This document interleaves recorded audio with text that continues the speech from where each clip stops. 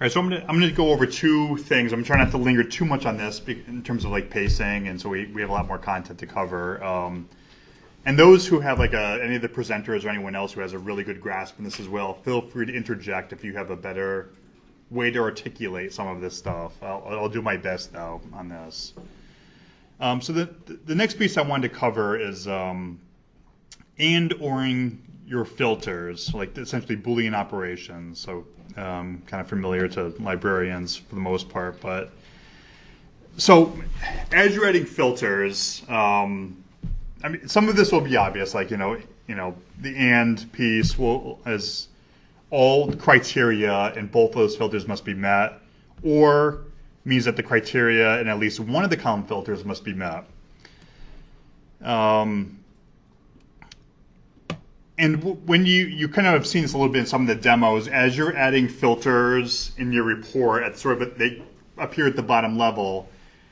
By default, they're joined by and operators. So then you can switch that, and basically what you can do is just click the and button, it'll flip to an or. So and that piece is simple. If you just have like two operators, if you want to do an and or, you can flip it, and it's relatively straightforward.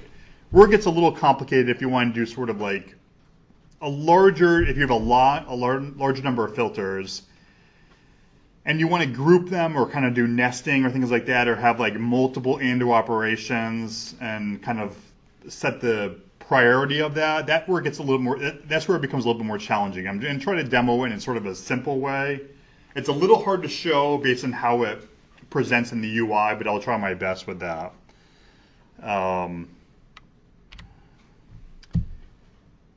So I hope that's people. I know sometimes it's hard to show some of the screen captures from analytics, and it may be hard to read for some people. But in this case, I have essentially like there's two images: the top one, the bottom one, and in some sense they're doing the exact same thing, but just through different methods. I mean, maybe not precisely exactly the same, but close enough. In this case, what I'm doing is I have one main filter that's